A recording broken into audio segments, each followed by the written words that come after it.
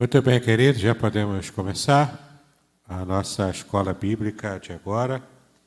Já estamos online, você também que nos acompanha pela internet, que seja uma bênção o nosso estudo também para você. Nós vamos nesse momento estar, portanto, meditando na mensagem dos 2 livros de Samuel para hoje. Será que nós podemos aprender alguma coisa? Será que tem alguma bênção para nós dos 2 livros de Samuel, 1º e 2º Samuel? Sim, veremos que sim. O Senhor tem muito a falar conosco através desses livros, né? Tanto dos acertos quanto também dos erros dos personagens que são apresentados nesse livro. Bom, nós estamos aqui na nossa primeira tela. Vemos aqui o nome do livro, né, que foi dado ao livro. Os livros de 1º e 2º Samuel formam um só livro no cânon hebraico e foram divididos desta forma pelos tradutores gregos da Septuaginta. Tomaram o nome do personagem de destaque, que no caso Samuel, que quer dizer pedido de Deus. Então, nós temos aqui uma característica muito interessante da Bíblia hebraica. É um livro só, tanto 1º Samuel quanto 2º Samuel, 1º Reis e 2º Reis, 1º Crônicas e 2º Crônicas, é tudo um livro só da Bíblia hebraica.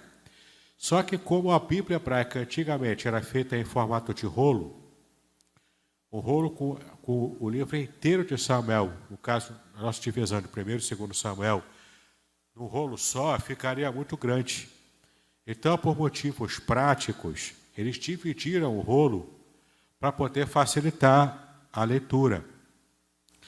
E então, por causa disso, quando a Septuaginta fez a tradução do hebraico para o grego, eles fizeram também em 2 livros, por causa dos rolos que estavam divididos. E então, em nossas traduções em português, já veio com essa divisão de 1º e 2º Samuel. Mas entenda que ele foi composto para ser um livro só, grande e inteiriço. Tá ok? Portanto, é uma história só. Muito bem, o autor, os livros de Samuel são, na verdade, anônimos. Não se sabe com certeza quem foi o autor desses livros. Mas a tradição judaica considera Samuel o autor de 1º Samuel de 1 a 24, que no capítulo 25 é a narrativa da morte de Samuel, então com certeza ele não escreveu, não é? E Natan e Gade, de capítulo 25 até o 31 de 1 Samuel, e todo o livro de 2 Samuel. Então a tradução judaica mostra que esses são os possíveis autores, principalmente 1 Samuel, escrito pelo próprio punho de Samuel. A data da escrita, 1 Samuel em 1000 a.C. e 2 Samuel 950 a.C. Então, nesse intervalo de 50 anos é que o material foi sendo produzido. Tempo da ação. Em 1 Samuel, os acontecimentos... Deixa eu rodar aqui, né? Tempo da ação. Em 1 Samuel, os acontecimentos relatados vão desde o nascimento de Samuel, em 1100 a.C., até a morte de Saul, o primeiro rei de Israel, que foi aproximadamente em 1011 a.C. Em 2 Samuel, abrange todo o reinado de Davi, desde a morte de Saul, em 1011 a.C., até a compra do local onde seria construído o templo, em 971 a.C. Esse local, o texto diz e relata que era a Ira de Araúna. Portanto, Davi havia comprado esse local, a Ira, para dali, então, mais tarde se tornar o local de construção do templo. Bom, como são 2 livros, né, na nossa análise, temos, então, 2 versículos chaves, tá bom? Temos aqui, em 1 Samuel, capítulo 12, versículo 13, agora, pois, vedes aí o rei que elegestes e que pedistes, eis que o Senhor tem posto sobre vós um rei. Então, já temos aqui a marca em 1 Samuel da mudança do período de juízes para a nova situação que era a situação da monarquia em Israel. Mas não existiam reis ainda nos povos pagãos, existiam. Em Gênesis mesmo, vemos lá a figura de Melquisedeque, que nós já falamos aqui, que era o rei de uma cidade antiga chamada Salém. Então existia já os reinados, né? Mas em Israel não. Em Israel é só agora que começa o período de reinado para a nação de Israel. E o versículo-chave de 2 Samuel está no capítulo 7, versículos 8 e 9. São 2 versículos aqui. Agora, pois, assim dirás a meu servo, a Davi, assim diz o Senhor dos Exércitos: eu te tomei da malhada de trás das ovelhas, para que fosses o chefe sobre o meu povo, sobre Israel. E fui contigo por onde quer que foste, e destruí os teus inimigos diante de ti, e fiz para ti um grande nome, como o nome dos grandes que há na terra. Aqui já é Deus falando sobre Davi, falando sobre Davi e a promessa de, através da linhagem de Davi, construir um novo reino. Muito bem, esse reino que seria perpétuo, o reino do próprio Messias, como a gente vai ver aqui também ao longo do nosso estudo. Os temas, então, em 1 Samuel, é a história de Samuel, Saul e Davi. Portanto, 1 Samuel se concentra em toda a trajetória do próprio Samuel, do rei Saul e o início da trajetória de Davi. A teocracia, portanto, foi trocada pela monarquia. E aqui cabe uma palavra também interessante de esclarecimento. Porque hoje em dia, quando falamos em teocracia, não é muito bem visto nos ramos da sociologia. Porque quando se fala em teocracia, é aquela nação que é regida por uma religião, geralmente uma religião autocrática, uma religião que não respeita os direitos individuais das pessoas. Então se fala em teocracia islâmica, se fala em teocracia de povos assim, que a gente entende hoje como sendo ditaduras. Não é esse o sentido do que acontecia lá com Israel no passado. Quando se fala em teocracia com respeito a Israel, era algo bom, porque era Deus gerindo diretamente a nação através de alguns líderes que ele havia separado para serem porta-vozes. Mas, em primeira instância, era Deus que determinava os rumos da nação que ele havia escolhido. É nesse sentido positivo que falamos em teocracia, quando a gente faz referência aqui ao período bíblico. Então, o fato de querer abandonar a teocracia, o governo divino, para que pudesse estar colocando reis humanos, isso Deus recebeu como uma afronta. Porque não estariam rejeitando a Samuel como juiz. O próprio texto, aliás, fala isso. Deus fala isso para Samuel. Eles não estão rejeitando você como juiz. Eles estão rejeitando a mim. Então, qual era a atitude de Deus naquela situação? É de ele estar liberando o reinado para Israel. Ok, vocês querem? Eu chamei vocês para serem uma nação diferente. Para serem uma nação santa, diferente, separada do resto do mundo. Mas vocês não querem isso. Vocês querem ser iguais ao restante do mundo. Vocês querem repetir e copiar o nível de governo das outras nações, como se isso fosse coisa boa para vocês. Ok, eu vou fazer o que vocês pedem. Mas o próprio Deus instruiu Samuel para que ele estivesse falando ao povo o que aconteceria se de fato acontecesse isso. Todos os pontos negativos de se ter um rei humano e de se abandonar a direção direta do próprio Deus, que era a teocracia. Mesmo assim, o povo insistiu no erro. Queremos um rei, queremos ser iguais às outras nações. Não queremos pagar o preço de ser diferente. A gente quer ser igual a todo mundo. Foi uma das piores decisões que Israel teve. Mas ainda assim, Deus transforma uma decisão ruim em algo que vai realmente reger não apenas a nação de Israel, mas vai trazer esperança e vida para o mundo inteiro também, mesmo a partir de uma decisão ruim tomada pelo povo. Tá? Então, os livros de Samuel marcam esse período de transição entre a teocracia, o governo divino, direto, né, para com a monarquia, que era agora reis humanos que estavam gerindo a nação. Em 2 Samuel, o tema é o reinado de Davi, propriamente dito. Ascensão e queda. Tá? Então, aqui a gente tem, se fôssemos pensar em termos de gráfico, né? 1 Samuel, mudança de teocracia para reinado, e temos aqui Saul subindo no gráfico, chegando ao auge, e depois ele caindo. E enquanto Saul está caindo, Deus já havia mandado Samuel ungir Davi.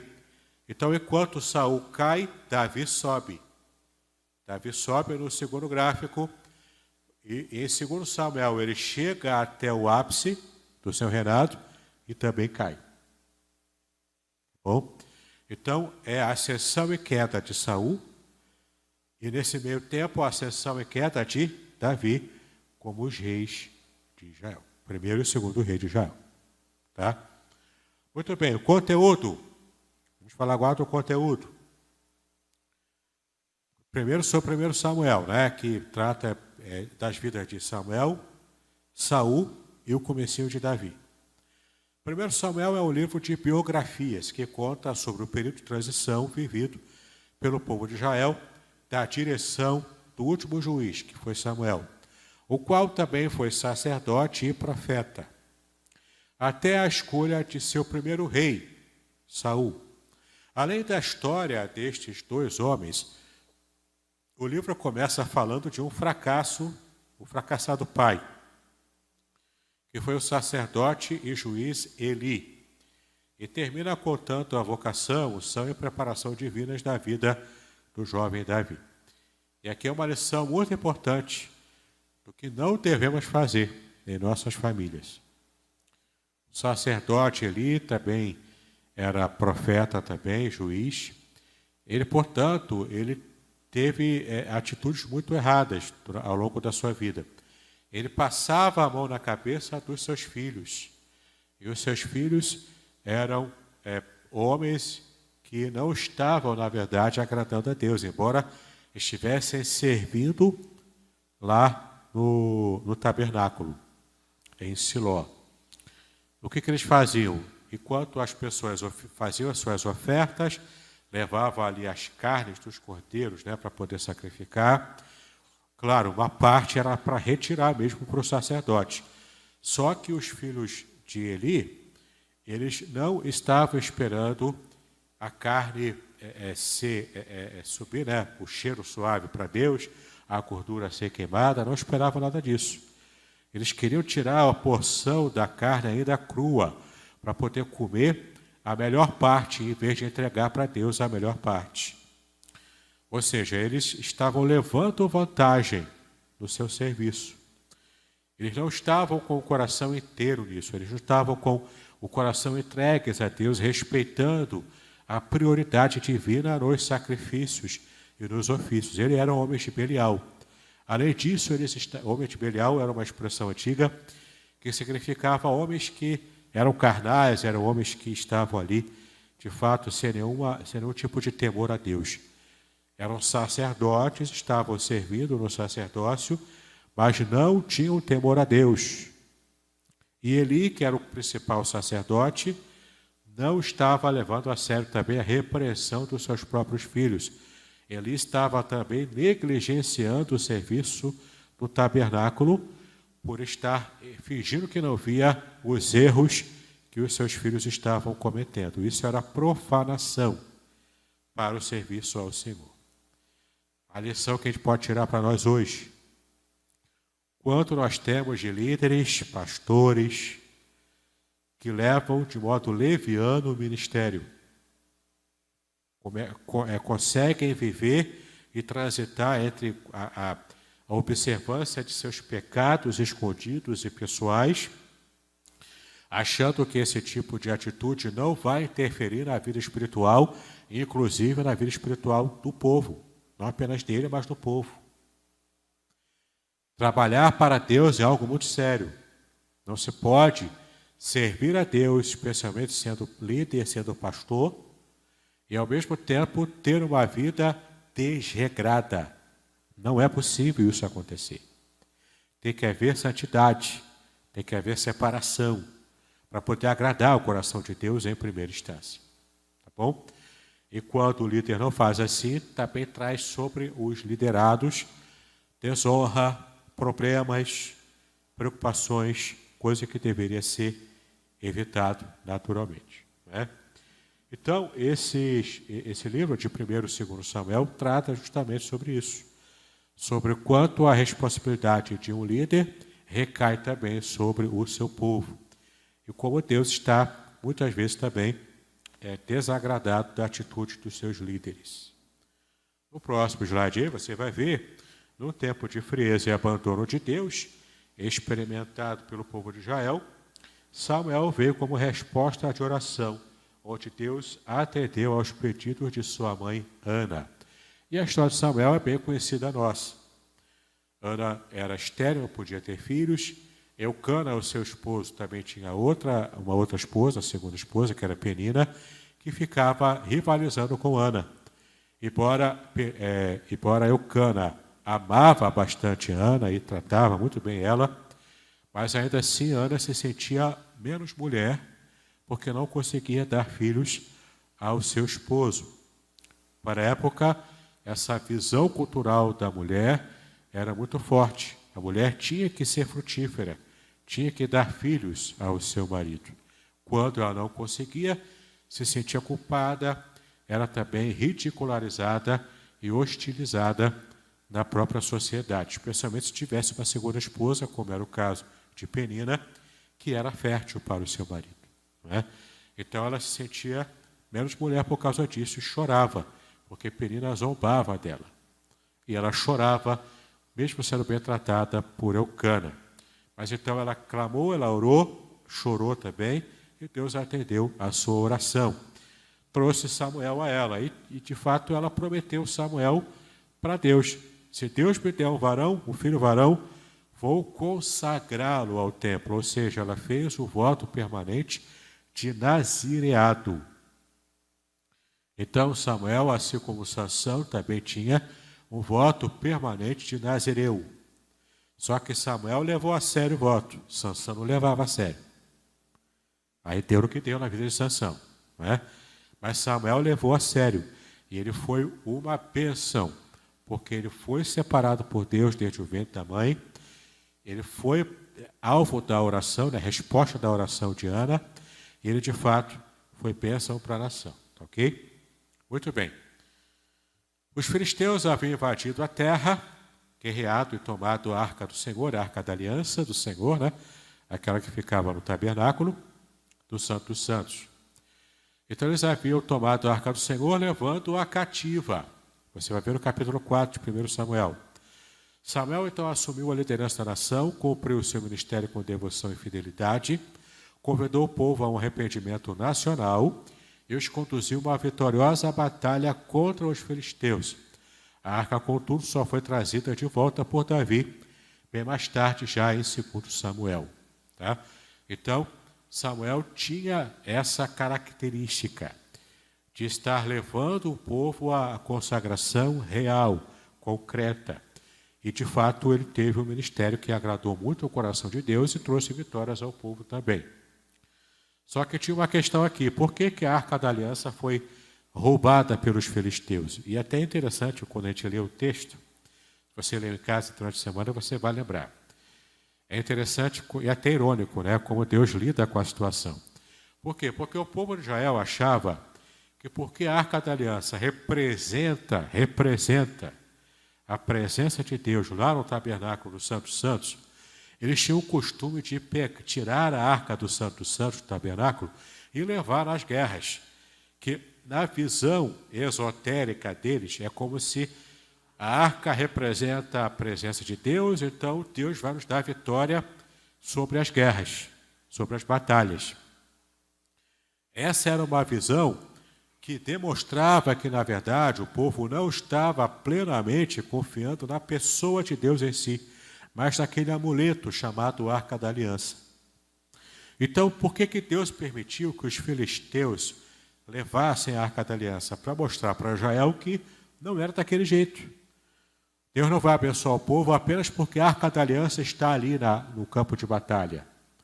Mas Deus tem poder de abençoar o povo, independente se ter ou não a Arca da Aliança. E, de fato, mesmo depois, quando Samuel liderando o povo obtém vitória na guerra contra os filisteus, a arca ainda não foi levada. A arca permaneceu mais um tempo com os filisteus. E é interessante que o texto diz como que Deus foi fazendo com que os próprios filisteus queriam se livrar daquela arca. O que era um espólio de guerra, porque a arca era toda revestida de ouro, o que era um espólio de guerra que deveria ser bênção para os filisteus, não se tornou bênção. Porque Deus fazia com que o Deus que os filisteus adoravam, o Deus Dagom, estava guardado na estátua dele junto com a Arca da Aliança, na primeira noite que a Arca da Aliança ficou naquele lugar, a estátua de Dagom estava caída. No dia seguinte, eles acordaram e viram lá, ela caída diante da Arca da Aliança. Aí levantaram, na segunda noite, ela caiu de novo, do nada, e se espatifou toda. E depois disso, Deus ainda envia praga para os filisteus. Pragas e mais pragas. O povo não entendia. Onde a Arca da Aliança estava, fora de Israel, ela trazia a maldição divina. Então ficou aquela batata quente. Ninguém queria segurar. Para onde vai? Vai para lá, vai para lá. E ficava naquela preocupação, aquele desespero para se livrar da Arca da Aliança. Até mesmo quando foram entregar para Israel, colocaram lá de qualquer jeito, fizeram o sacrifício lá de qualquer maneira, para se livrar da maldição, porque haviam roubado a Arca da Aliança. Deus mostrando para Israel que não era pelo simples uso do amuleto que seriam abençoados, e Deus mostrando para os filisteus de que aquele objeto separado para Deus não podia ser usado de qualquer maneira também. Eles tinham que devolver o objeto sagrado para o seu lugar adequado. Né? É Deus mostrando de um modo bem interessante como isso acontece. Muito bem. Continuando aqui. Já falamos aqui, então, no próximo slide, você vai ver. O próximo slide aqui. Com Samuel, tem início, então, a preeminência dos profetas sobre os sacerdotes. Tanto os erros dos sacerdotes, né, Eli, então, era um sacerdote frouxo. Então, começa a Samuel a criar o que a Bíblia chama de a escola de profetas. Né? Ali começa, de verdade, a ter uma preeminência dos profetas sobre os sacerdotes. Então, o ofício profético fica bastante forte nesse período. Israel decidiu trocar o divino rei invisível, o próprio Deus, né, por um humano rei visível, e escolheu, portanto, a monarquia. Nessa transição, então, é relatada aqui. Saul é escolhido rei, ele era benjamita, portanto, da tribo de Benjamim, e não era da linhagem real que Deus propriamente escolheu. Mas Deus permitiu que ele se tornasse rei. Ele, portanto, não fazia parte da linhagem real, escolhida propriamente por Deus. Mais tarde, Saul foi rejeitado por Deus devido a 3 grandes pecados que ele cometeu. O primeiro pecado que ele cometeu como rei, né? Ofereceu sacrifícios indevidamente. Ou seja, você vai ver no capítulo 13. Você vai ver aí o quanto ele havia pecado errado, por quê? Porque tinha sacerdote para oferecer sacrifícios, e ele estava diante de uma situação de guerra e precisava fazer logo o sacrifício para saber se Deus daria vitória, para invadir logo e fazer a guerra. Ele quis se precipitar. Samuel estava demorando a chegar ao arraial da guerra para poder fazer o sacrifício. Ele quis se precipitar. Ou seja, eu sou rei, eu posso tudo. Eu posso fazer o que eu quiser. Então, já vou meter a mão aqui e fazer. Ele não respeitou a separação do ofício de rei e de sacerdote. E esse não respeito, essa falta de temor a Deus, foi o primeiro pecado que ele cometeu e foi o estopim, portanto, da rejeição de Deus à vida de Saul. Ele também, no capítulo 14, você vai ver que ele fez votos precipitados a Deus. Isso também desagradou o coração de Deus. E no mundo antigo, fazer votos a Deus era coisa muito séria. Veja o voto, né, daquele homem que eu esqueci o nome dele agora, mas que nós vimos em Juízes, que ele colocou a vida da filha dele em risco. Não é? O quanto aquele foi um voto terrível que ele fez. Levava de verdade os votos a sério. Não era essa coisa frouxa como a gente faz hoje, né? Ah, Senhor, me abençoa aqui com alguma bênção, coisa e tal. Se o Senhor abençoar, eu vou fazer aquilo assim, assim. Aí, Deus abençoa e você não cumpre o voto. Hoje a gente faz, né? De modo leviano. Deus também se desagrada dessa leviandade. Tanto hoje quanto também se desagradava no período bíblico. E por fim, Saul desobedeceu diretamente às ordens de Deus, como está no capítulo 15. Tá bom? Então, Saul teve 3 situações que levaram Deus a estar rejeitando o seu reinado. Davi foi escolhido seu sucessor, pertencente à tribo de Judá, da linhagem real messiânica. De fato, Davi pertencia à tribo correta, à tribo real, à tribo de Judá. Tá? Passou então a ser invejado, odiado e perseguido por Saul, mas pacientemente esperou a hora de assumir o trono com a morte de Saul. Né? É neste tempo que compôs vários salmos. Então, nesse interregno, entre a unção que Davi recebeu de Samuel, já como rei, futuro rei, e a morte de Saul, porque ele não quis tomar o trono por guerra, por violência, ele esperou que, de fato, Saul morresse. Então, nesse interregno, foi o período que ele estava esperando, confiando em Deus, e daí escrevendo a maior parte, não todos, mas a maior parte dos salmos que ele escreveu. Tá? Foi nesse período. Entende? Por exemplo, o Salmo 23, né, que eu escrevi o livro, coisa e tal.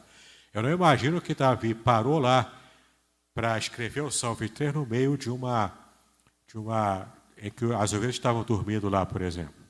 Não era naquele período, entendeu? Nesse período aqui, muito provavelmente, ele estava vivendo esse período de angústia, esperando de fato Saul morrer, para ele assumir o reinado, como ele foi ungido. Nesse período de indefinição, que é muito angustiante, né? Ele recebia então inspiração, a sua veia poética cresceu naquele momento, e provavelmente ele escreveu o Salmo 23, se lembrando da época em que ele pastoreava os rebanhos do seu pai. Não é?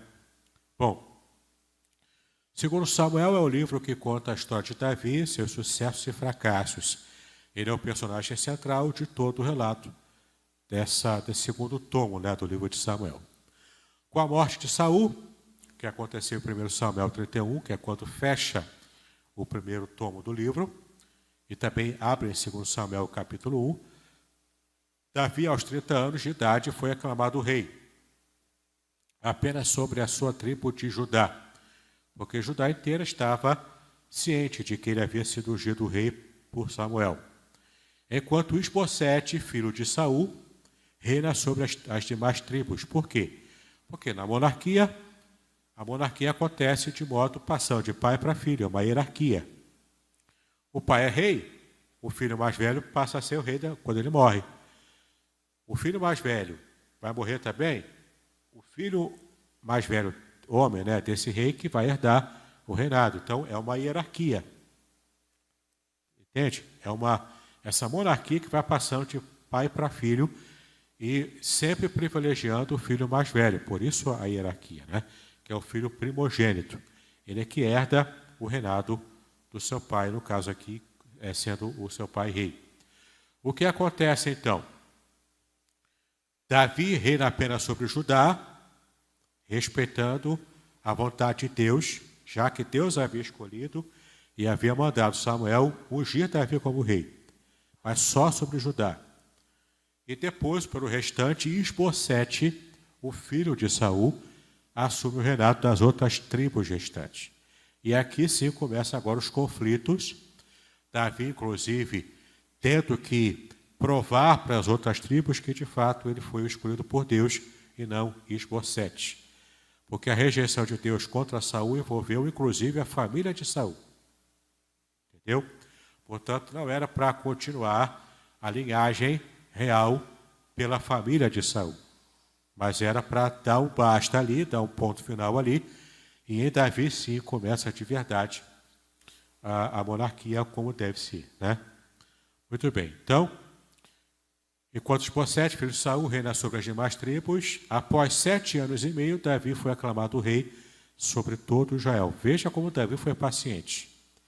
Esperou Saul morrer, demorou alguns anos para isso acontecer, e esperou, aí sim, agora com brigas, né, com lutas, mas de fato ele foi reconhecido depois de 7 anos e meio sobre toda a nação de Israel. Ele foi muito paciente e humilde nessa fase, né, inicial da sua vida, da sua carreira. Bom, os primeiros 10 capítulos de 2 Samuel contam suas vitórias contra os seus inimigos, onde se destaca a conquista de Jerusalém, estabelecendo-a como capital do seu reino, e a retomada da Arca do Senhor, que ainda permanecia em poder dos filisteus. Logo pensou em construir um majestoso templo para o Senhor, mas este projeto de Deus não era para que ele executasse. Este mesmo capítulo 7 de 2 Samuel é profético quanto à estabilidade de seu trono para sempre. Profecia esta que se cumpriu da seguinte maneira, como você vai ver aqui agora. Na preservação do trono de Judá, no Reino do Sul, na preservação do Reino do Sul por meio do cativeiro babilônico também, na linhagem messiânica de Jesus e nas verdades escatológicas do Reino de Cristo, que são uma retomada dessa linhagem real de Davi. Tá bom? Por isso que todo esse processo aqui é Deus controlando a história. Ele está ainda no controle até chegar ao Apocalipse, como nós aguardamos, quando todo esse reino davídico prometido por Deus a Davi, para a sua descendência como sendo o reino eterno, e de fato o Messias vai reinar eternamente, aqui já no âmbito escatológico, ele já vai reinar eternamente, cumprindo, portanto, essa promessa, sendo o Messias da tribo de Judá, portanto, da descendência do próprio rei Davi, ok? O capítulo 11 de 2 Samuel relata o maior pecado de Davi, e tudo mais que a seguir vem relatado será consequência direta ou indireta deste pecado. Então, Satanás se aproveitou daquele que foi o momento de maior glória de Davi para derrubá-lo naquele pecado terrível com a Batseba, não é? Que nós também conhecemos bem essa história. Então, estamos passando aqui bem en passant as várias fases da vida de Davi. Até mesmo a luta dele contra Golias, o gigante. A gente conhece bem a história. E naquele período de humildade e de crescimento. Quando ele começa a ficar soberbo e dá atenção à sua carne e ao pecado, ele começa então a também cair. Tá? Então, se homens como Davi tiveram ascensão e queda, porque pecaram contra Deus, quem sou eu para achar que eu posso viver sem nenhum tipo de problema e transigir com o pecado? Entendeu? Então é um chamado à santidade também a cada um de nós. A punição contra Davi foi dolorosa com esse pecado, com Batseba, né? Ela foi dolorosa por quê? Porque a criança de Batseba morreu, isso também machucou o coração do próprio rei. Houve a traição e morte do seu filho Absalão. Se você ler o caso, você vai ver o quanto isso também machucou profundamente o coração de Davi.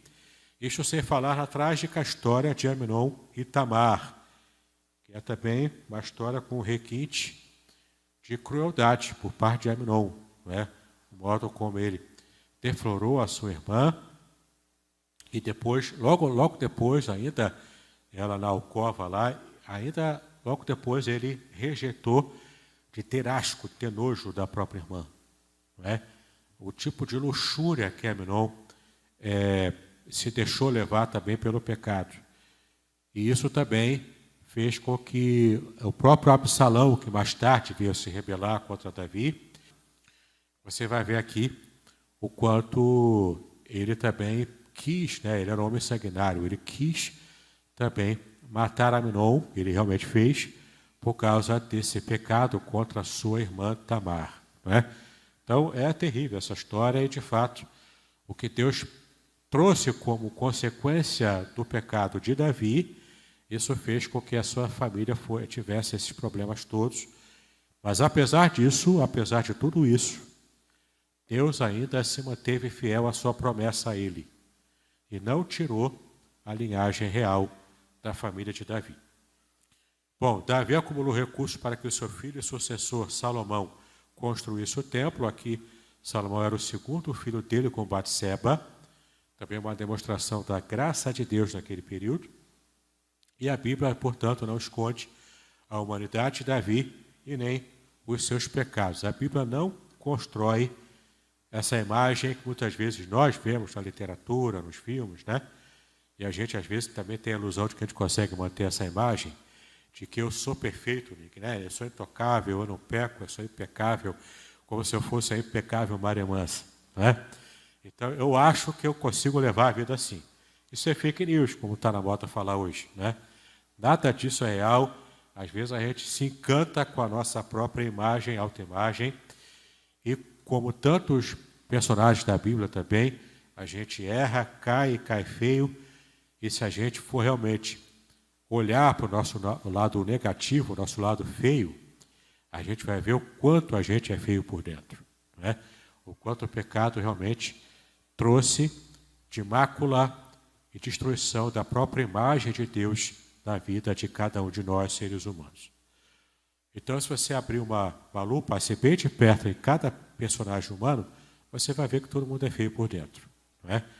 E Jesus é que nos ajuda a não levar tanto assim em conta o nosso lado negativo, a nossa carne, que leva sempre a gente para o mal, né? Bom, divisão dos dois livros é bem simples aqui. Cada um livro pode ser dividido em 3 grandes blocos. Primeiro Samuel, os 3 primeiros blocos, é a história de Samuel, o segundo bloco, Saul, e o terceiro bloco, Davi.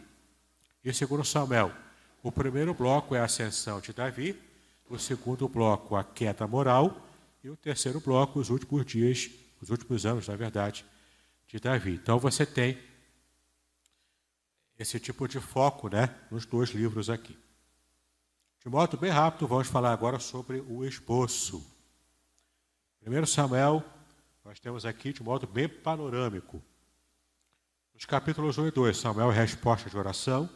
Capítulo 2, Deus fala com Samuel, aquela clássica passagem também, né? Fala, Senhor, que o teu servo ouve, né? Aquela situação lá que Samuel estava pela primeira vez ouvindo a voz de Deus. Versículos de 4 a 6, caminhada da arca, e foi aí que os filisteus pegaram a arca. Capítulo 7, guerra contra os filisteus. Capítulo 8, Jael pede um rei. De 9 a 11, a escolha de Jael. Capítulo 12, a despedida de Samuel. De 13 a 15, a rejeição de Saul. 16, a escolha de Davi. 17, temos então Davi e Golias, ele já havia sido ungido rei, então sobre ele já estava a bênção de Deus. Foi quando ele luta contra o gigante Golias. E gigante aqui não é um cara do tamanho de um prédio, não, pelo amor de Deus, né? O povo pensa em João e o pé de feijão, não é aquilo não, tá? O gigante aqui é de 2 metros, 3 metros no máximo, e a estatura média do povo judeu era uma estatura média para baixa. Então, Carlos Botinski era considerado um gigante para Davi lá na época, entendeu? Porque ele tinha lá os seus 2 metros, lá, 3 metros, enfim, né? era gigante, era forte, coisa e tal, mas não era o tamanho de um prédio, pelo amor de Deus, né? Vamos colocar os pés no chão. 18 a 23, perseguição de Saul a Davi. Tá? Saul fica apegado ao poder, fica louco, e então persegue Davi. Capítulo 24, Davi poupa a vida de Saul pela primeira vez. Também numa passagem engraçada, também na caverna, você que leu, você sabe do que eu estou me referindo. É a única vez da Bíblia que ela faz referência a essa situação, entendeu? Lá em 1 Samuel, capítulo 18. Não, capítulo 24. No capítulo 25, a morte de Samuel. 26, Davi poupa novamente a Saul, já agora pela segunda vez, mostrando que que o coração de Davi não era vingativo, ele não queria o mal de Saul.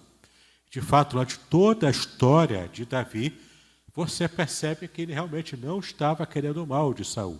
Mas Saul queria de fato matá-lo, por causa da loucura que tomou a mente e o coração de Saul.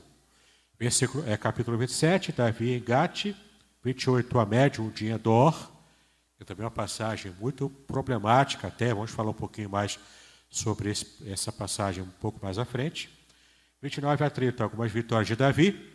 31, a morte de Saul. Então termina aqui 1 Samuel. 2 Samuel, no primeiro capítulo, a morte de Saul, repete, né, de onde acabou o capítulo 31. Capítulo de 2 a 4, Davi reina sobre o Judá. Capítulo 5, Davi ungido rei. Capítulo 6, a arca de volta, a arca da aliança volta com Davi, né, para Israel. 7, o pacto com o Senhor. De 8 a 10, as vitórias de Davi. 11 a 12, o adultério de Davi, aqui começa a queda dele.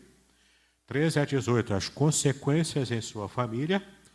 19 a 21, a restauração do seu trono. 22 e 23, louvores. E aqui esses capítulos aqui estão meio desconexos, né, com o restante da história. É como se fosse uma pausa na narrativa para mostrar aqui alguns salmos de Davi. 24, o pecado derradeiro do censo, foi o último pecado que ele cometeu. Tá, ok? Então temos aqui a estrutura resumida de 1º e 2º Samuel. Próximo slide agora. A gente vai falar sobre a nossa análise propriamente, né? Mesmo os mais dedicados, fiéis e ocupados servos de Deus não devem esquecer a responsabilidade que tem no ministério familiar. É a lição que aprendemos com o péssimo exemplo de Eli, sacerdote que lidava com seus filhos, né, de modo frouxo, e o quanto isso trouxe problema para ele e para a nação de Israel. Não é? Então, pais, quem domina na sua casa não deve ser o seu filho, por mais bonitinho que ele seja, por mais engraçadinho que ele seja, por mais chicuticute que ele seja. Quem dá a palavra final é você, não é o seu filho. Não deixe a sua criança dominar todo o dia a dia da sua família. Isso vai trazer problema para você. Principalmente se essa criança for uma criança barbada e mimada, já com seus 30 e tantos anos. A casa é sua, meu irmão. Quem manda é você, não é o seu filho. Quem está debaixo do seu teto tem que se encaixar no seu estilo de vida. Ah, mas ele quer ficar livre, ele quer ficar tranquilo, né? Viver como ele quer. Ok, sai da casa do seu pai, vai construir a sua vida, vai construir a sua família, vai se bancar. Enquanto você não se banca, você tem que ficar restrito ao modo como eu conduzo a minha casa. Tem que ser dessa maneira. Família onde não há um líder forte, ela tem problemas sérios.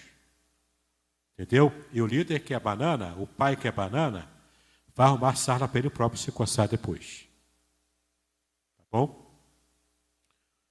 Bom, a oração é um elemento dominante na vida de Samuel, por isso que ele foi um homem forte. Ele foi pai também, casado e teve filhos. Por isso ele foi um pai forte e um líder abençoador para a nação inteira. Ele era um homem que foi forjado desde a infância na oração. A palavra que recebemos hoje pela manhã, né, do presbítero Cláudio, é justamente isso. Uma vida de oração faz toda a diferença. A oração é o elemento dominante da vida de Samuel. Veja aí, ele é filho de uma mulher de oração, Ana, nasceu como resposta da oração de Ana, seu nome significa pedido a Deus, sua oração traz livramento para o próprio povo, né, de modo geral. Ele orava constantemente, intercedendo pelo povo também. Bênçãos na vida de Samuel por causa da sua vida de oração. No próximo slide aí você vê a expressão um espírito da parte do Senhor atormentava Saul, que aparece em 1 Samuel 16 e 19 também, deve ser compreendida como o abandono do Espírito Santo de sua vida por causa dos seus frequentes pecados. E sob a permissão de Deus, um espírito maligno veio atormentá-lo. Então, além de o Espírito Santo não agir mais sobre Saul, como antes acontecia, por causa dos seus frequentes pecados, esses três que nós vimos aqui principalmente, Saul, portanto, é rejeitado por Deus.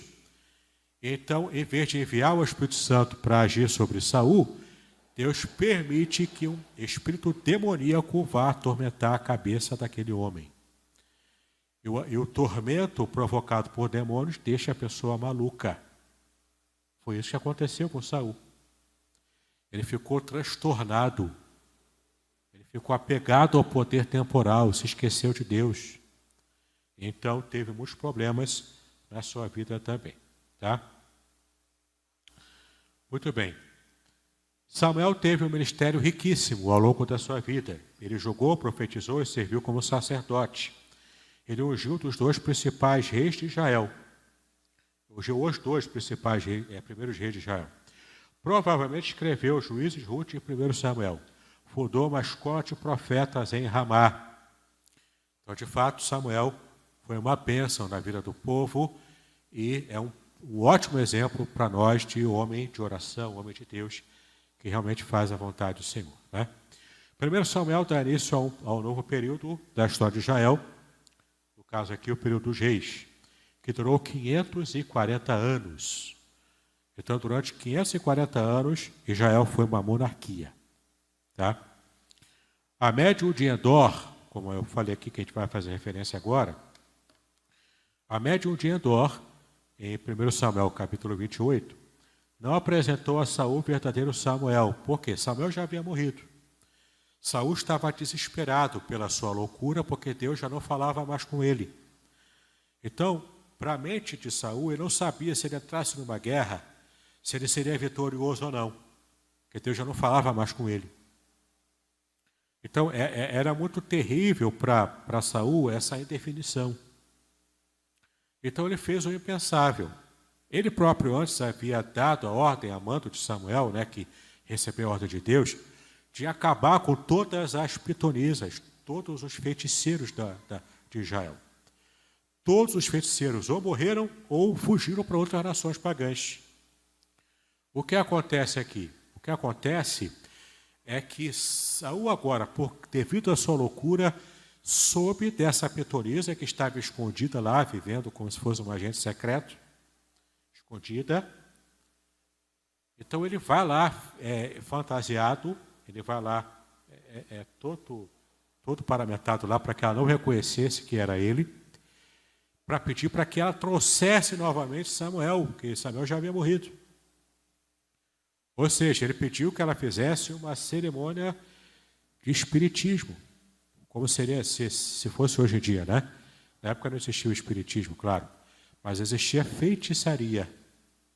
E essa feiticeira, essa médium de Endor, que era aquela cidade onde ela ficava escondida, faz as suas magias lá, e ela vê, o texto diz, a gente vai ver aqui os motivos pelo qual que ela trouxe não era Samuel, tá? E vamos explicar o porquê aqui agora. Mas na visão que ela tem, naquela magia que ela estava fazendo, aquele paganismo puro ali, ela viu esse vulto. E quem interpretou que era o próprio Samuel foi Saul. Não foi nem a mulher que interpretou, foi Saul. Veja aqui, ó. Por que não era Samuel? Porque todo o ensino bíblico e o próprio Samuel considerava a feitiçaria um pecado. Como é que agora Samuel estaria voltando por obra de feitiçaria? Não casa, não faz sentido. A visão foi relatada pela mulher e interpretada por Saul. Saul é quem entendeu que era Samuel. A mulher nem sequer disse que era Samuel. Ela disse que está vendo o homem aqui com uma capa. Que era provavelmente o modo como Samuel costumava se vestir, com uma capa. Então, quando ela falou da capa, Saul interpretou, não, é tranquilo, é Samuel. Pergunta para ele o que eu quero saber agora. Não é? Foi ele que interpretou, ele que percebeu que era Samuel. Ele que entendeu, na verdade, que era Samuel. Por fim, as profecias do falso Samuel falharam. Se você for observar aqui, na própria leitura da semana, esses versículos aqui, de 1 Samuel, capítulo 28, e 30 e 31, você vai ver aqui o que esse falso Samuel, esse demônio fantasiado de Samuel, falou com profecia, não se cumpriu. Não se cumpriu. Entendeu? Samuel, como profeta também que era, nunca errou nas suas profecias. Por que errar agora aqui depois de morto? Não faz sentido também, não era ele. Não era ele. Era um demônio enganador para enganar Saul. Porque se Deus, para pensar, se Deus já não falava com Saul do modo tradicional, do modo correto, a partir de agora Deus iria querer falar com Saul do modo errado? Não ia. Não era Samuel, era um demônio. Então, se por acaso algum amigo seu espírita, kardecista, olha aqui a Bíblia fala sobre reencarnação e fala também sobre uma reunião mediúnica lá com Samuel. Você já tem resposta para dar para ele. Não é nada, não está lá a ver uma coisa com a outra. Não é a Bíblia não dá respaldo aqui para uma reunião mediúnica com alguém que já morreu. Não. Pelo contrário, em Hebreus 9, 27 diz: após a morte, segue-se o juízo. O homem está ordenado a morrer em uma só vez.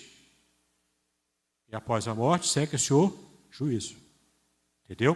Então, não tem essa história, não. Certo? A Bíblia não dá respaldo para reuniões espíritas. Você que está me acompanhando na internet aí, mas minha família eu sempre fui, coisa e tal. Você tem direito a crer o que você quiser crer. Mas dizer que isso tem respaldo bíblico, você não pode dizer. Entendeu? A Bíblia não dá respaldo para esse tipo de atitude. Ok? Muito bem. Deixa eu ver onde eu parei aqui. O próximo aqui é o número 7. Né? É belíssima e inspiradora a amizade entre Davi e Jonatas, apesar da incessante perseguição de Saul a Davi. É belíssima e inspiradora, sim, a amizade. Porque passa disso é a intriga da oposição. Porque tem gente falando aí que os dois tinham um relacionamento homossexual. A Bíblia não diz isso. Não era comum em Israel isso acontecer. Tá? E outra, Davi e Jonatas eram heterossexuais. Eles tinham famílias, filhos. Por quê? Porque na cultura judaica, aliás, em Provérbios fala isso, né? Que o homem que tem muitos amigos tem os para a sua ruína. Mas há amigos mais chegados do que irmão. Na cultura judaica, quando um chama o outro de irmão, é como se fosse irmão de sangue, é proximidade, é intimidade. É irmão mesmo. Tem preocupação real pelo outro. Entendeu? É como se fosse filho do mesmo pai. Era essa a ideia quando chama de irmão. E Davi aqui amava a Jonatas e Jonatas amava a Davi como irmãos. Como se fossem filhos do mesmo pai.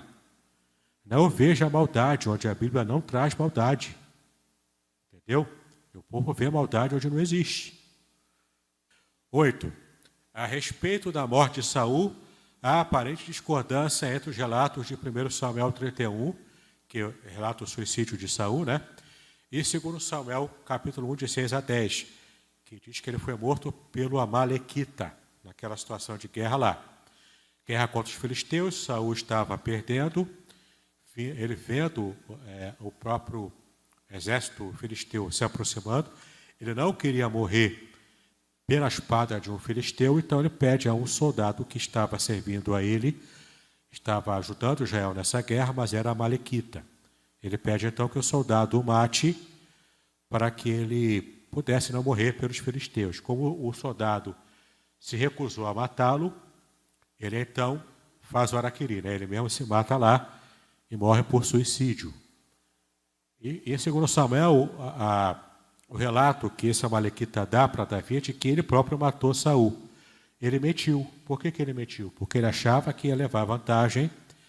Ele era amalequita, né? Ele não era da nação de Israel, mas como Israel aqui estava por cima, por causa de Davi, ele achou então que devia falar para Davi que ele que matou Saul, achando que Davi iria recompensá-lo. Iria dar algum prêmio, alguma coisa para ele, porque ele matou o inimigo do rei Davi. Não é? Só que não foi isso que aconteceu. O amalequita foi morto. Porque Davi não estava festejando a morte dos seus inimigos em momento algum. Tá bom?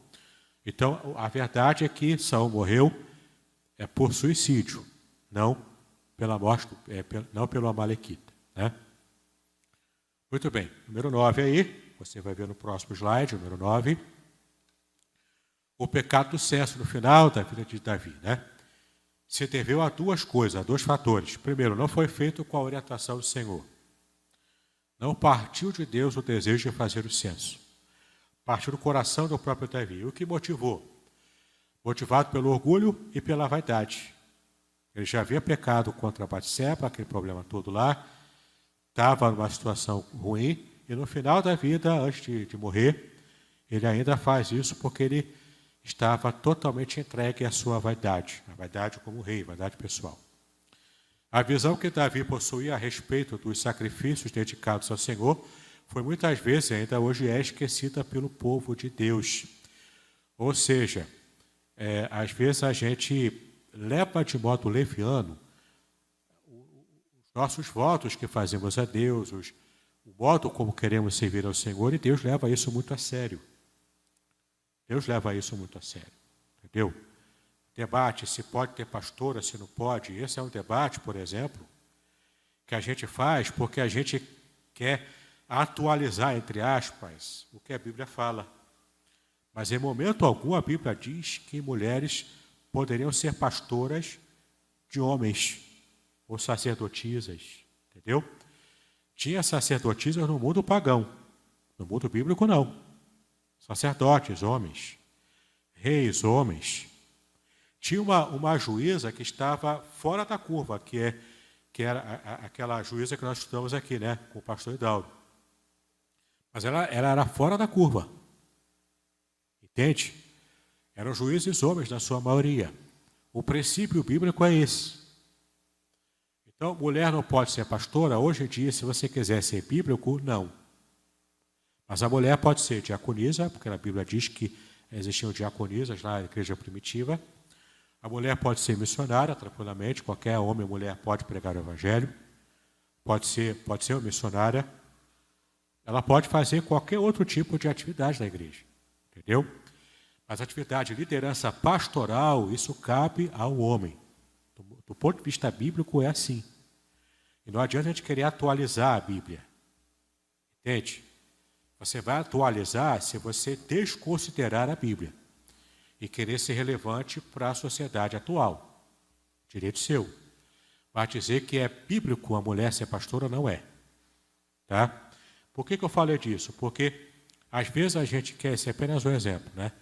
Mas assim, mais uma forma da gente entender como Deus leva a sério o modo como Ele quer ser adorado. Não é a gente que escolhe o modo como a gente vai adorar a Deus. Não é a gente que fala, o culto hoje foi maneiro a beça. Por quê? Porque eu pulei, eu dancei, eu gritei, eu subi bananeira, eu vi lá, eu já vi, pior que eu já vi. Gente da igreja entrando com cabo assim para fazer papel de anjo voando, entendeu? Coisa das mais loucas possíveis, né? A igreja tem gelo seco, é pintada de preto, toda cheia de luzes e coisas, não é? Não é a gente que define isso. É Deus que define o modo como Ele quer ser adorado. E a gente peca a não levar a sério o modo como Deus quer ser adorado. Entendeu? Para reflexão nossa. Então, para a gente fechar nossa aula aqui, ó. Jesus em 2 Samuel. Em 1 Samuel não tem referências a Jesus, né? Apenas aquele início lá de Davi. Né? Mas em 2 Samuel, de verdade, aparece uma tipologia aplicada a Cristo. Né?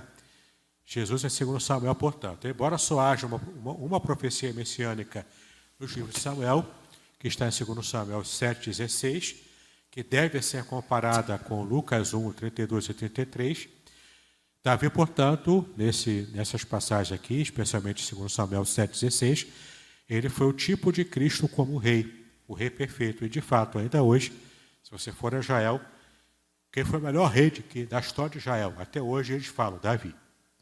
Tem uma estátua designada para Davi lá em Jerusalém. Tem na cidade velha de Jerusalém, tem ali, inclusive, o mausoléu, o sepulcro, de onde pretensamente foi enterrado Davi. Entendeu? Vá lá para Israel e grita lá na praça pública que Davi não foi essa coisa toda aí que o povo diz. Você vai ser lixado. Entendeu? Israel ainda hoje considera Davi o melhor rei de Israel. E é claro, Deus tem propósito nisso. A linhagem messiânica vem Davi. Ele dá ensejo à linhagem messiânica. Não é? E a promessa de Deus cumprida até hoje, como de fato Jesus era filho de Davi, no sentido de que ele era descendente de Davi. Não é? E aqui você vê no nosso último slide a bibliografia, a Bíblia Sagrada, como sempre, e o livro do Ângelo Gagliardi Júnior. Ok? Muito bem. Perguntas, respostas. Já tem pergunta? Ele está pronto ali para levar o microfone. Vamos lá. Oi. Também tem pergunta na internet. Passa aqui para o Bruno. Para eu olhar aqui. Tá aqui. É o que eu vou fazer agora. Tá, ele mandou para mim aqui alguma coisa. É o Alexandre, ele fez 3 perguntas aí no chat. Tá. A primeira pergunta é: qual era o propósito principal do voto do nazireado naquela época? Esse voto subsiste ainda hoje na cultura religiosa judaica? Bom, o voto de nazireado era para separar a pessoa durante um período curto de tempo. Os únicos exemplos bíblicos de voto de nazireu que durou para a vida toda era o de Sansão, que ele não levou a sério, e o de Samuel, que ele de fato levou a sério. O restante é por um período de tempo para a pessoa se consagrar, para a pessoa se purificar, ter uma resposta de uma oração específica ali, e então depois a pessoa entregaria o voto e estaria desobrigado de cumprir esse voto. Não podia cortar cabelo nesse período, não podia beber vinho, nem comer uva. Nem mesmo a uva, comida assim, não podia. Não podia tocar em bicho morto, em gente morta, não podia. Era um período de intensa purificação mesmo que fazia. Tá? E o objetivo era realmente de se consagrar a Deus. A segunda pergunta é: qual das funções teve mais realce na vida de Samuel? Profeta, sacerdote ou juiz? Ou não é possível a prevalência de uma sobre a outra? Ele fez 2 perguntas. Ele perguntou se ainda vale para hoje o voto de nazireu. Não é muito comum, tá? Não deve ser muito comum, não. De repente existe lá, mas que eu saiba, não é comum de acontecer, não. Quanto à prevalência, né, dos 3 ofícios de Samuel, se uma não interpola na outra, acaba interpolando, claro, né? Não é uma coisa bem divididinha, né? Como se fossem gavetas de um armário. Não é assim. Claro que o ofício dele como sacerdote, qual é o papel do sacerdote? O sacerdote leva o pedido do povo para Deus. O profeta traz a palavra de Deus para o povo. Entende? E o juiz era uma espécie de rei, numa época que não existiam reis. Então ele é que julgava, e colocava ordem na situação lá. Ele era o dono de governo, né?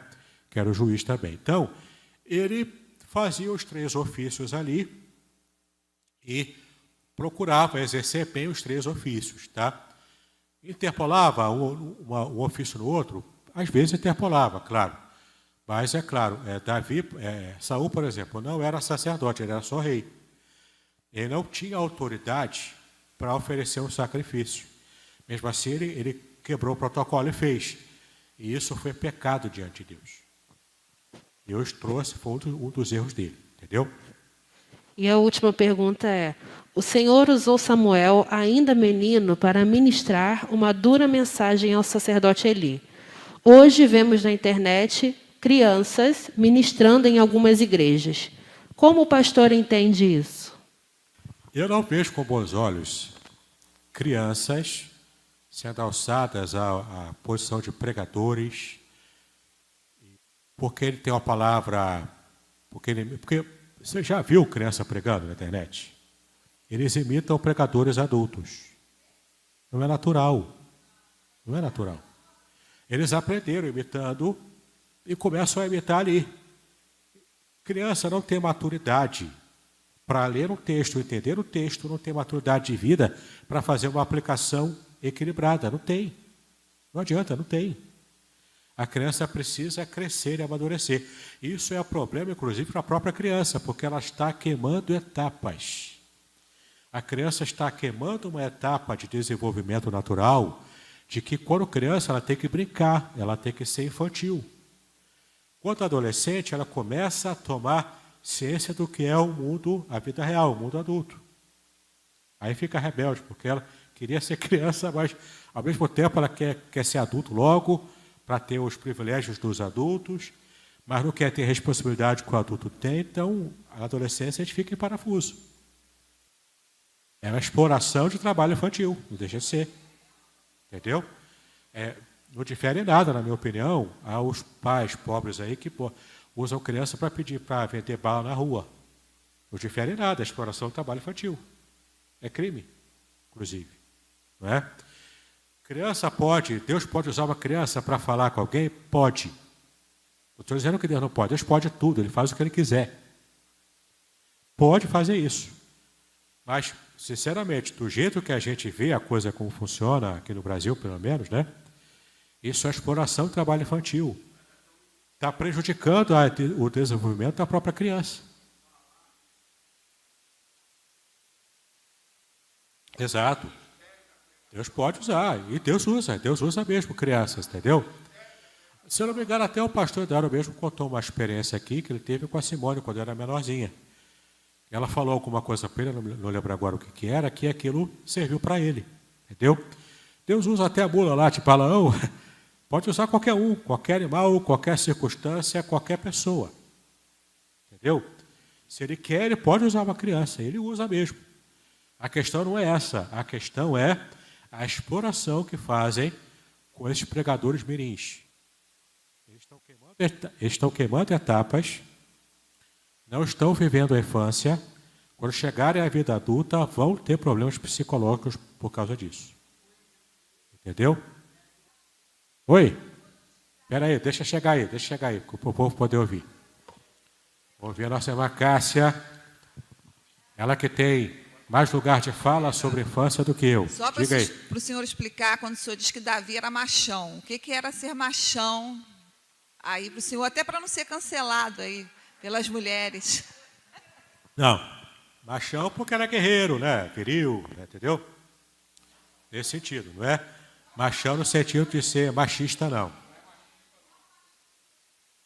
Não, o machão de hoje é violento para quem é mais fraco.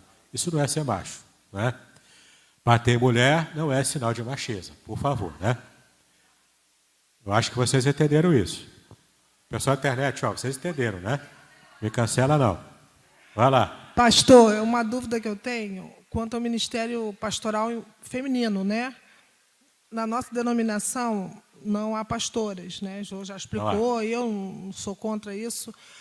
Eu quero entender o ministério feminino missionário, como é o caso daquela missionária que teve aqui semana passada.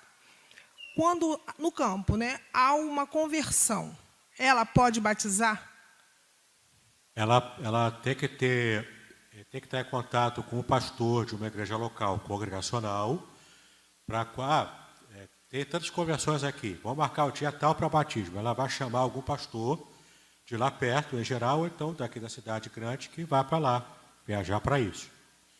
Então, esse pastor batiza, esse pastor faz os atos pastorais. Talvez o único ato pastoral que ela possa ter algum tipo de liberação do pastor local é para celebrar ceia.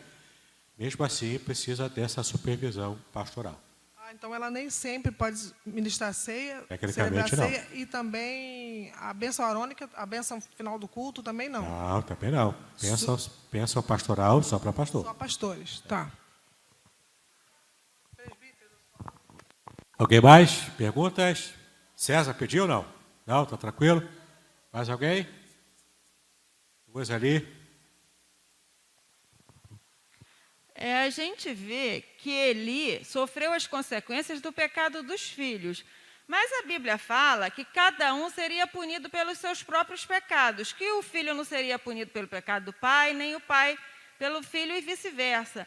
E também a gente fala, né, que não há maldição. Mas os filhos de Davi, por acaso, não foram amaldiçoados? Eles não carregaram toda a culpa do pecado do pai? Então, eu queria que o Na Senhor verdade, explicasse isso. ele sofreu pelo pecado dele próprio, pecado da negligência com os filhos, né? No trato com os filhos. E Ele pagou o preço por isso. Essa negligência, assim, no caso que a gente via que os filhos dele já eram adultos. Até quando é a responsabilidade dos pais para com os filhos, perante, no caso, a Bíblia? Porque a gente vê que os filhos dele Uma eram boa adultos, pergunta. não eram Uma mais boa pergunta. crianças. Não, também não é assim, né? Depois da maioridade, os filhos respondem por si próprios, é claro. Mas no caso de Eli, ele respondeu e foi responsável pela malcriação dos filhos por causa da sua negligência como pai. Ele já devia estar levando lá os filhos na flauta lá, desde a infância, dando um mau exemplo, porque era o período dos juízes ainda, né? O período dos reis ainda viria. Era o finalzinho do período dos juízes. Eli, como líder, estava naquele período, era o líder fraco. Ele fazia parte daquele grupo dos líderes de Israel que estava envolvido com aquele sentimento geral de que estavam afastados de Deus, de que como não existia liderança, todo mundo fazia o que quisesse, né? Ele ainda estava com aquela mentalidade que era próprio da sua época, mas era uma mentalidade antibíblica, uma mentalidade que desagradava o coração de Deus. Então, por isso aqui, ele foi cobrado por Deus por ser líder, ser permissivo demais com os seus filhos desde a infância, e quando chegaram à vida adulta, ele era o sumo sacerdote, Ele também era o responsável pelo modo como os seus filhos sacerdotes estavam se portando. Então, havia uma cumplicidade ali entre pai e filhos que era maléfica, que era pecaminosa, e Deus se desagradou disso. Entendeu? Exato. Isso trouxe problemas também para a própria nação. A nação pagava por isso. Mais alguém? Oi. Vânia, diga aí. Essas revelações que essas crianças têm, o que o senhor me fala? Porque às vezes a gente vê uma revelação, eu já presenciei isso, de falar mesmo com a própria vida da pessoa. E foi uma criança que teve aquela revelação. É possível? Sim, possível como eu disse. Deus pode usar uma criança como Ele quiser, como Ele usou Jesus mesmo quando era criança, né? Para falar com os sacerdotes, doutores da lei lá no templo, e tantos outros exemplos da Bíblia também de crianças que também foram usados. Esporadicamente, entendeu? Há situações históricas muito específicas em que uma criança era alçada a rei por um tempo, né? Mas tinha que ter o quê? Uma tutoria de adultos para ela poder dar cabo do seu ofício como rei, né? Então, era comum? Não era muito comum, mas sim, Deus pode usar, mesmo hoje Deus pode usar crianças, Ele usa quem Ele quer, pode usar. Muito bem, não há mais perguntas, então vamos encerrar a nossa aula de hoje, né? Vamos finalmente poder almoçar. Vamos pedir ao Senhor, então, que nos abençoe, né? Então, tá bom. Vamos orar, então, ficar em pé, fazer a oração final. Pai, nós te exaltamos pelo privilégio que nós temos, Senhor, de poder estar na tua casa, prontos, ó Pai, para estarmos ensinando a tua palavra, aprendendo também dela, e estarmos, ó Pai, moldando a nossa vida de acordo com aquilo que nós aprendemos. Pedimos, ó Pai, que esses assuntos que são espinhosos, assuntos difíceis, ó Pai, de se abordar, mas são assuntos que a tua palavra nos ensina. Pedimos então a tua graça para que tenha ficado tudo muito claro para todo mundo que estará participando e assistindo depois essa aula, que seja bênção para as vidas de cada um de nós e que possamos de verdade, Senhor, estar sempre responsáveis por estarmos sendo fiéis à tua palavra conforme ela foi revelada para cada um de nós. Então nos abençoa no dia de hoje, nos traga novamente à noite para a ceia do Senhor. Nós assim te agradecemos e pedimos em nome de Jesus, hoje para todos sempre. Amém e amém.